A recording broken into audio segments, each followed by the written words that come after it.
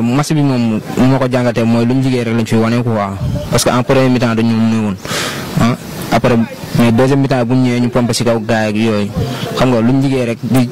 remercier suñ coach yi quoi parce que liggéey bi tamit gis nañ ko ak di aussi waa Atlético de Malika ñoom tamit ñun ñëpp benn lañ quoi parce que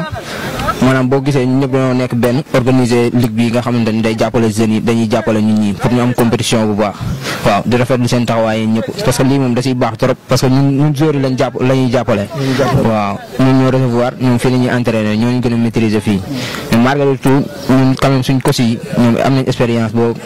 mooy gérer match bi quoi. parce que ñu mën la aussi tamit dafa métti waaw te lii rek lañ mënoon pomper si kaw gars yi comme que génne nañ si match nul 1 point waaw quand même c'est bon parce que dañoo génn quoi. di leen remercier rek parce que di leen remercier lu bëri parce que lii tamit yombul ñëw yeewu fajar xam nga entraîné ñëw fii gars yi di la seetaan si tamit nga am match ñëpp ñëw yéen ngeen ñëw jàpp si yooyu xam nga lii dafa métti tamit da ngeen ñu motiver quoi. après match bi préparé nañ ko nuñ ko war a préparé mais malheureusement équipe adverse bi baaxoon na trop mu ne nañ 1-0 ba 93e minute ñu jël bi dañoo xawoon lase tuuti si fin temps yi mais buñ defaatoon effort tuuti rek mun nañ dugal sax deuxième bi parce que boo xoolee match bi ñoom seen joueurs yëpp dañoo aju woon quoi. xam nga attaque défense booy jël bali di sànni rek bu yàggee attaquant yi dañuy sonn moo waral nag dañoo waroon def nànk jéem a génnee équipe bi aj équipe bi si kaw ñu def comme ñoom parce que ñoom luñ bëgg ñun moom lañ bëgg waaw ñoom seen taxawaay dafa baaxoon trop te ñun fin bi dañ doon bàyyi comme lu ma doon la wax fin bi dañoo commencé woon bàyyi quoi. am kontaante bu baax ndax lii yombul dajale ay ndaw pour ñuy football te saa yoo seetaanee nu ñuy footballé da ngay am lu la neex ndax bal bi day daw da ngay gis ni booy ils sont engagés surtout ak ñu jëlee ni kan bi booy ils sont tous motivés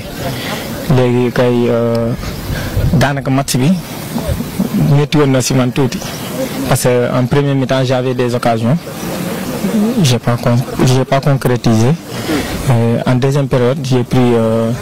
à la 15e minute un but. J'ai essayé de rattraper cela. Ça a été un peu difficile, mais on a bien joué et on a égalisé. Le saut c'est de me changer défense bi. Ku doon football défense ma changer ko yóbbu ko attaque en milieu de terrain daanaka voilà parce que dañu ma mëne woon dama soxla woon but.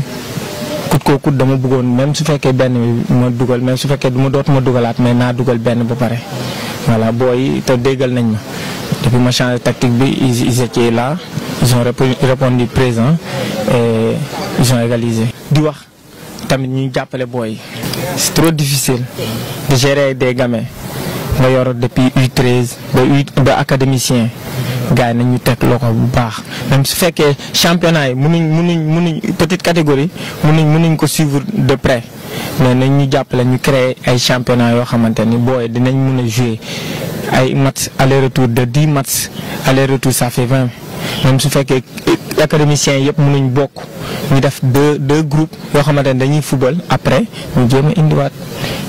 ñu en tout cas ñu ñuy créer dara daal voilà.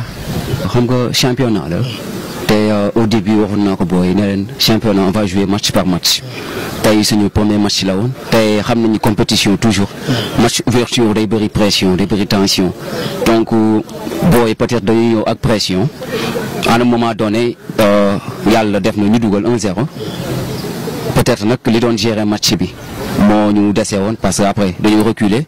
def bloc bas di jouer suñu défense permettre adversaire bi di jouer suñu camp ñuy créer ay fautes yu créer moo bëri de sorte que à la fin on a craqué ñu encaissé. bi mooy premier match championnat bi yaakaar naa bi mooy ouverture bi ñu daje woon ak FC Tigre ñun ñu recevoir donc on a fait 1-1 mu mëne leen 1-0 peut-être mënoon nañu rey match bi mais ñàkk concentration ak yàkkamti moo waral rey ñu woon match bi ñu permettre ñoom ñu siggi xippi ba mën a ñëw dugal suñu camp pour dire que c'est une très belle équipe et je le répète encore une fois une très belle équipe tey bu ñu xoolee match bi ak physionomie bi am na enjeu bal bi daw na les jeunes se sont donnés mais peut-être dama naan verdict match bi li la waroon doon 1-1 peut-être à l'avenir dañ xam nañ la ñuy gérer ba ñu mënee ba ñu dugalaatul kenn duñu remonter. Donc déjà je me présente, je m'appelle Michael Texera, donc je suis le responsable du FC Tigre et en même temps le co-organisateur de la Ligue des Académies avec plusieurs clubs partenaires, d'ailleurs comme l'Atlético. Aujourd'hui je tiens à féliciter les deux clubs pour la beauté du jeu, l'encadrement. Voilà, le but de cette ligue, c'est avant tout de faire progresser des jeunes, de forcer les jeunes à jouer dans un cadre formel, avec des arbitres, avec une feuille de match, avec une discipline. Voilà, je pense que ça va les guider et ça va les former dans le but de la progression du football. Mais aussi le plus important pour moi, c'est de voir les talents. Les talents sur les terrains de Malika, avec nos deux partenaires, que ce soit Atlético ou que ce soit l'Olympique. Aussi sur les terrains de Han, de Pikin et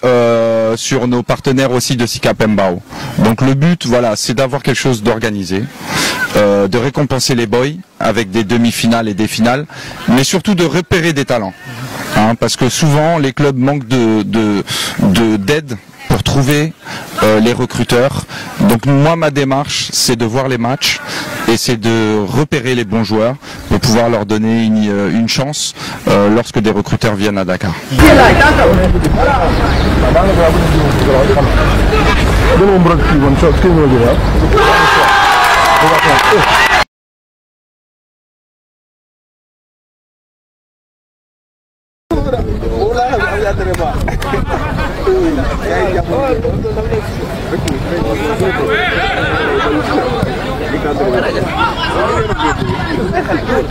Mmh.